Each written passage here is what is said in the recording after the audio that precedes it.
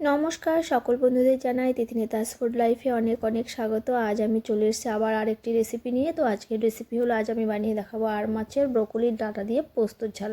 তো কী করে বানাবো তার জন্য আমি এখানে নিয়ে নিয়েছি ব্রোকলির ফুলগুলোকে আলাদা করে রেখে ডাঁটাগুলোকে আমি কেটে নেব। আর এই যে আর মাছ নিয়ে নিয়েছি এখানে আমি 500 গ্রামের মতো। আর এই 500 গ্রাম আর মাছকে আমি ভালো করে ধুয়ে পরিষ্কার করে রেখেছি। এর মধ্যে আমি দিয়ে দিচ্ছি এবারে সর্ষের তেল। আর এই সর্ষের তেল দিয়ে দেওয়ার পরে দিয়ে দেবো নুন আর হলুদ। এই তেল নুন হলুদ দিয়ে মাছটিকে ভালো করে আমি মেখে নেব। আর এখানে সরষের তেল এ কারণে দিচ্ছি কারণ আর মাছ এমনিতেই তেলে দিলে ফোটে, আর সেই জন্য যাতে তেল দেওয়ার পরে নুন হলুদ দিয়ে ভালো করে মেখে রাখার 10 মিনিট পর যদি আমি ভাজি তাহলে কি হবে, মাছটা আর ফুটবে না। আমি আগের রেসিপিতেও আমি আপনাদেরকে বলেছি যে কোনো ফোটন্ত মাছগুলো যে আছে তেলে দিলেই ফোটে, সেই সব মাছে আপনারা আগে থেকে কাঁচা তেল মেখে রাখবেন, তাহলে দেখবেন সেই মাছটা আর ফোটার ভয় থাকে না। তো যাই হোক, আমি এবার এগুলোকে মেখে কিছুক্ষণ রেখে দেবো, রেখে তারপর এগুলোকে আমি ভেজে নেব।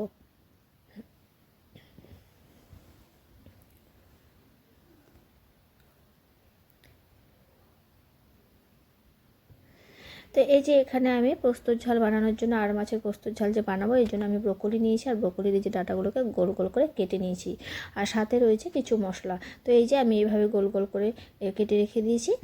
এবার এগুলোকে আমি ভেজে নেব। তো যাই হোক, এদিকে আমি রেখেছি হচ্ছে মশলা, এখানে টমেটো আর রয়েছে কিছুটা আদা, আর এখানে কাশ্মীরি গুঁড়ো লঙ্কা নিয়ে নিয়েছি। এখানে আমি এটাকে পেস্ট করে রেখেছি, আর এখানে রয়েছে পেঁয়াজ বাটা, আর রয়েছে এখানে পোস্ত। তো পোস্তটাকে আমি বেটে রেখেছি। আর এখানে কড়াই বসিয়ে দিয়েছি, কড়াইটা গরম হয়ে গেছে, এর মধ্যে আমি দিয়ে দেবো সরষের তেল। তো আগে থেকে যেহেতু কড়াইটা আমি বসিয়ে রেখেছিলাম সেক্ষেত্রে কড়াইটি গরম হয়ে গেছে। এবারে গরম কড়াইতে আমি সরষের তেল দিয়ে দিয়েছি, যে এখানে মাছটা ভেজে নেব। আর এই যে মাছে আমি বেশি একটা তেল দেবো না, মোটামুটি তেল দিয়ে আমি মাছটাকে ভেজে নেব।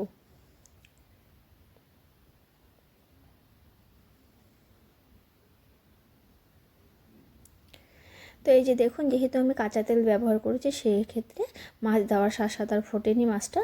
তো এই যে ভাজা প্রায় হয়ে এসছে, দু পিঠ করে আমি ভেজে নিয়েছি।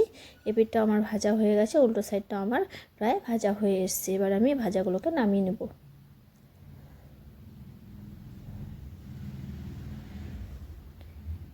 তো এই যে দেখুন, আমি দু সাইড থেকে লাল লাল করে ভেজে নিয়েছি। এপিঠটা আমি একটু উল্টেই দেখিয়ে দিচ্ছি। তো দু সাইডই ভাজা হয়ে এসছে।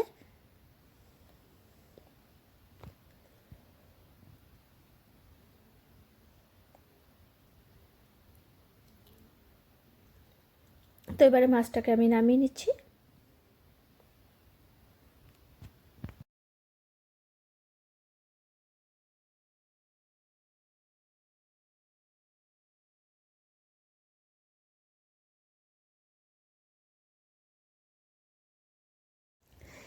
তো আমি ওই মাছ ভাজার তেলে আরও কিছুটা তেল এখানে দিয়ে দেবো।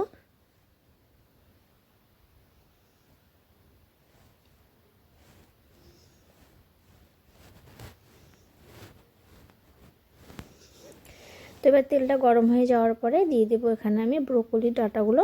তো দিয়ে এগুলোকে আমি নুন হলুদ দিয়ে ভেজে নামিয়ে নেব।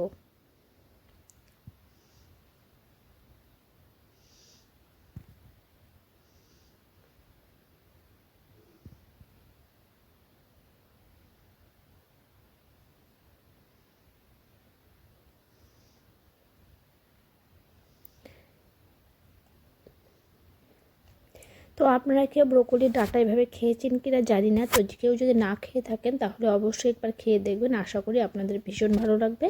তো যাই হোক, এর মধ্যে আমি দিয়ে দিলাম হলুদ গুঁড়ো, সাথে দিয়ে দিলাম স্বাদ মতো নুন, দিয়ে আমি ভালো করে নাড়িয়ে ভাজা ভাজা করে এগুলোকে আমি নামিয়ে নিচ্ছি।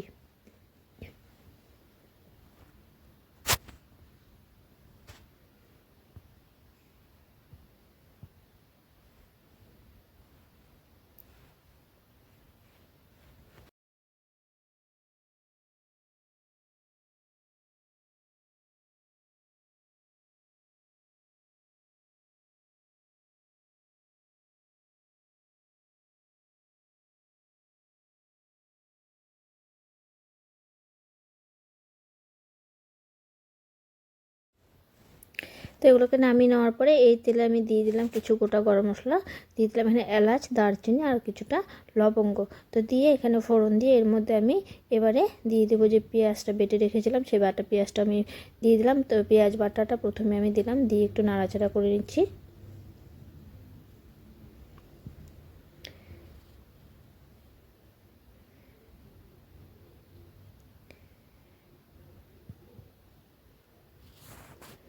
এরকমভাবে কিছুক্ষণ আমি পেঁয়াজটাকে নাড়াচাড়া করব। তো যতক্ষণ না তেল ছাড়ছে ততক্ষণ আমি এটাকে নাড়তে থাকবো। তো এটা যখন একটু কষানো হয়ে যাবে তো এর মধ্যে আমি দিয়ে দেবো যে টমেটো পেস্ট বানিয়ে রেখেছিলাম, সেটা আমি এখানে দিয়ে দিচ্ছি। এখানে সাথে রয়েছে কাশ্মীরি গুঁড়ো লঙ্কা। তো দিয়ে এগুলোকে আমি ভালো করে নাড়িয়ে দিচ্ছি, আর সাথে দিয়ে দিয়েছি এখানে সামান্য আদা। তো সব দিয়ে আমি ভালো করে এই মশলাটা তৈরি করে নিচ্ছি।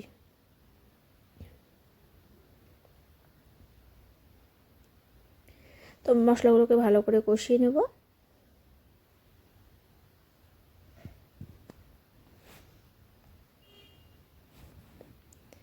তো যতক্ষণ না মশলাটা ভাজা ভাজা হচ্ছে ততক্ষণ আমি এরকমভাবে খুন্তি দিয়ে নাড়তে থাকবো, যাতে নিচে না লেগে যায়, সেই জন্য আমি বারে বারে এগুলোকে নাড়াতে থাকবো। তো এর মধ্যে দিয়ে দেবো আমি পরিমাণ মতো হলুদ গুঁড়ো, দিয়ে দিচ্ছি স্বাদ অনুযায়ী নুন।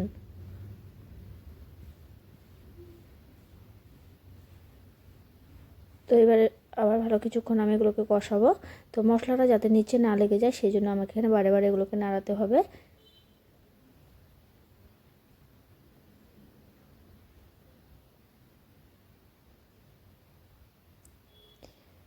তো দেখুন মশলা থেকে প্রায় তেল ছেড়ে এসছে।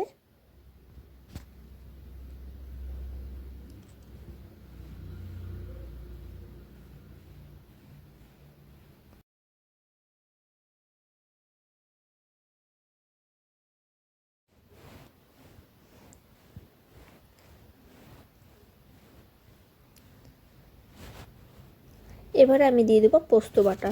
দেখুন অনেকটা মশলাটা কষানো হয়ে গেছে, এর মধ্যে আমি পোস্তটা দিয়ে দেবো।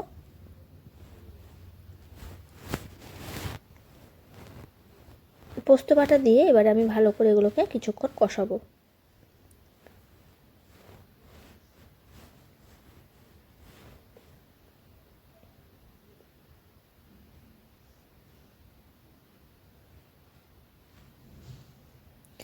তো এবার আমি ভালো মতো কষিয়ে নিলাম। এই যে পোস্ত যে বাটিটা রয়েছে সেই বাটাটা ধুয়ে, পোস্ত মানে বাটা রেখেছিলাম যে বাড়িতে, সেই বাড়িটাকে ধুয়ে একটু সামান্য জল দিয়ে দিলাম।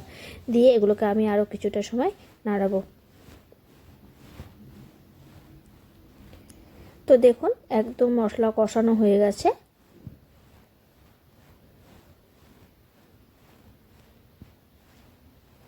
তো দেখুন জলটা যখন শুকিয়ে আসবে তার মধ্যে আমি এবারে পরিমাণ মতো ঝোলটা আমি দিয়ে দেবো।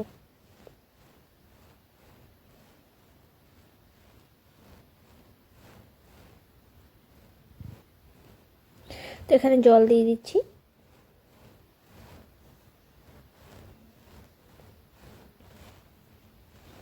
তো আমি বেশি পাতলা করে বানাবো না এটাকে, যেহেতু পোস্ত বাটা দিয়ে আমি এটা ঝাল বানাচ্ছি, সেক্ষেত্রে আমি একটু গাঢ় করে একটু মাখো মাখো করে এই রান্নাটা করব। তো জলটা দিয়ে দেওয়ার পরে জলটা যখন একটু ফুটে যাবে তার মধ্যে আমি ব্রোকলি আর মাছগুলোকে দিয়ে দেবো।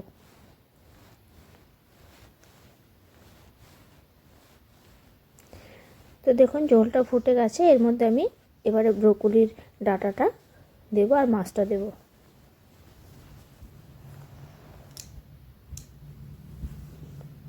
প্রথমে আমি ব্রোকলির ডাঁটাগুলোকে দিয়ে দিচ্ছি।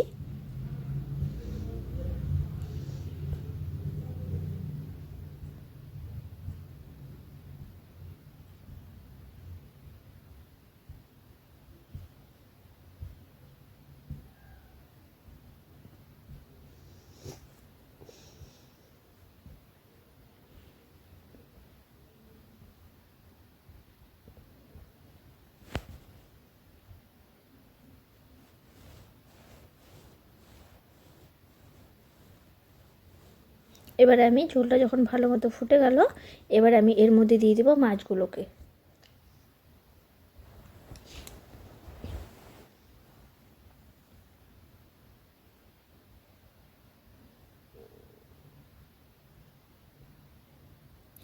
তো মাছগুলো দিয়ে ভালো করে একটু নাড়াচাড়া করে এবার আমি এগুলোকে একটু ঢেকে রান্না করব।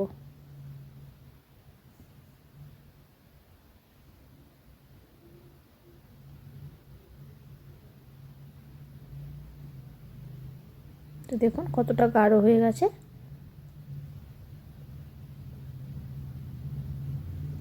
তো ঢেকে দিলে কি হবে, মাছটা একটু ভালো করে সেদ্ধ হবে। তো সেই জন্যে আমি এখানে একটু ঢেকে দিলাম। তাহলে মাছের ভেতরে তেল মশলা ঝাল সবটাই ঢুকবে, খেতেও ভালো লাগবে। তো 10 মিনিট আমি ঢাকা দিয়ে রেখেছিলাম, এবার 10 মিনিট বাদে আমি ঢাকাটা তুলে নিলাম। এই যে একদম কমপ্লিট হয়ে গেছে আমার আজকের রান্না।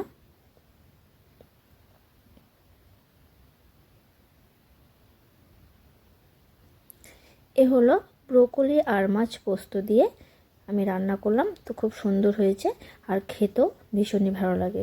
তো যারা যারা এই ব্রোকলির ডাঁটাগুলো মানে ফেলে দেন, আমি তাদেরকে বলবো একবার এভাবে খেয়ে দেখবেন, আশা করি আপনাদের ভীষণ ভালো লাগবে। এবার এখানে সামান্য চিনি দিয়ে দেব।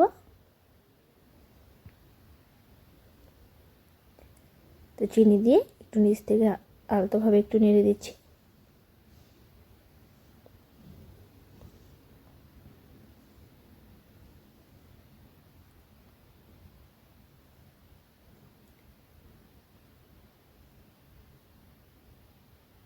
তো একদম কমপ্লিট হয়ে গেছে, এখানে আর কোনো মশলা ব্যবহার করিনি। তো আমি এবার নামিয়ে নিলাম। তো দেখুন রেসিপি আমার একদম কমপ্লিট। তো কেমন হয়েছে রেসিপিটি অবশ্যই আপনারা কমেন্ট করে জানাবেন, আশা করি আপনাদের ভালো লাগবে। আর যদি ভালো লেগে থাকে তাহলে অবশ্যই আমার চ্যানেলটিকে লাইক করবেন আর প্রচুর বন্ধুদের সাথে শেয়ার করবেন। আর আমার চ্যানেলে যদি কেউ নতুন হয়ে দেখছেন তাহলে অবশ্যই তাদের বলবো আমার চ্যানেলটিকে সাবস্ক্রাইব করে আমার পাশে থাকবেন। তো আমি আবার নতুন রেসিপি নিয়ে চলে আসবো। তো থ্যাংকস ফর ওয়াচিং, টাটা।